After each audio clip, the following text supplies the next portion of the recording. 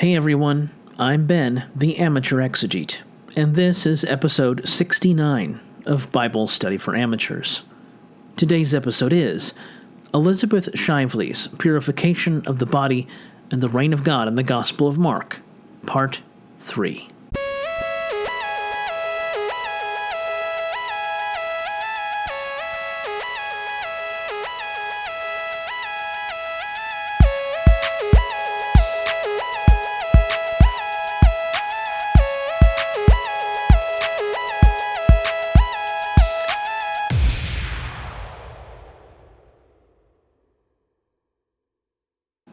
As we know it, dirt is essentially disorder, wrote the late anthropologist Mary Douglas in her seminal work, Purity and Danger.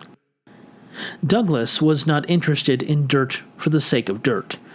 Rather, she was interested in what dirt represented and to what it pointed. First, the idea of dirt and dirtiness implies the existence of its opposite, namely cleanness. Dirtiness and cleanness, in turn, imply a system. Indeed, Douglas wrote, "Where there is dirt, there is system." Second, in this system, things have their proper place. Shoes are not dirty in themselves, she wrote, but it is dirty to place them on the dining table. Thus, something is dirty when it is out of place.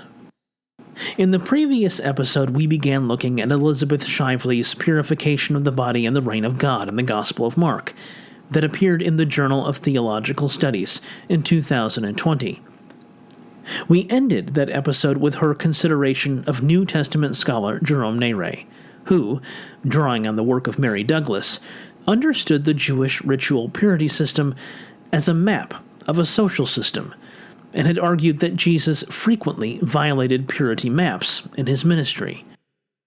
As evidence for this, Nere offered up examples of Jesus treating the purity system as irrelevant.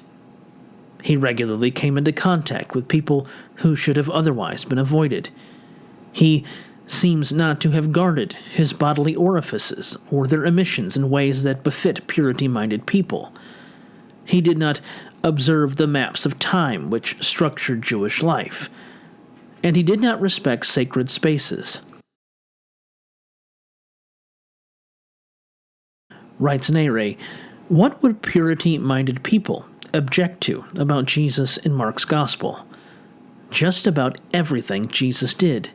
Jesus did not observe any of the maps so important to the Judaism of his day. Nere also viewed the ritual purity system of Jesus' day as delineating a hierarchy of holiness, wherein persons of lesser purity rank should not intrude on the space of those of higher purity status. Jews, therefore, were concerned with setting proper boundaries and maintaining them in a bid to know where they stand in the system. Shively, though in agreement with Nere that there is a symbolic element to the purity system, nevertheless finds fault with some of his interpretation. For example, by reducing it to mere maps by which boundaries are set and through which social order is maintained, Nere fails to acknowledge the extent to which Israel's purity system, including the idea of pollution, has its origins in and receives its value from God's covenant with his people. In addition to this, Shively also takes Nere to task concerning his contention that the purity system was intended to delineate a hierarchy of that which or who was impure or pure. The purity system, she observes, gave all Israelites, priest or non-priest, rich or poor, a way to put right ritual impurity. But what Shively objects to most as concerns the project of her article is how Nere's view leads to flawed conclusions about the significance of Jesus' death and resurrection. In his piece, Nere wrote that God is ultimately the final reference point and arbiter of purity, and he had declared Jesus uniquely holy and pure. He marshals evidence from the Markan narrative to demonstrate this.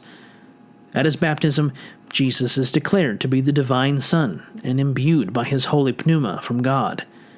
At his transfiguration, Jesus appears with the holiest figures of Israel's past and is reaffirmed as God's Son, and so on.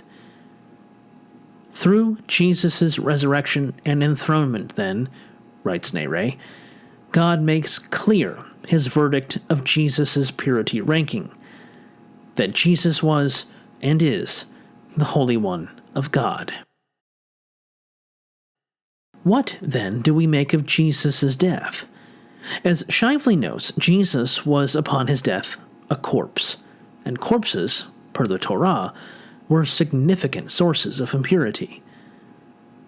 Command the Israelites to put out of the camp everyone who has a defiling skin disease or a discharge, and everyone who is unclean through contact with a corpse, Yahweh tells Moses in Numbers chapter 5, verses 1 and 2. When a group of people who had handled a corpse on the eve of Passover ask Moses whether they can celebrate the festival, Moses tells them he will inquire from Yahweh what they should do. They could still keep the Passover, declares the deity, but not until the following month. Additionally, the process for rectifying the impure status requires a waiting period of 7 days and 2 ritual washings. Should anyone fail to follow protocol and enter into a sacred space in an impure state, such persons shall be cut off from Israel. Moreover, so potent were corpses that were a person to die in their home, everyone who was there when he died, and anyone who entered the edifice while the corpse lay in state, were deemed unclean. Any open vessels in the building would be contaminated too.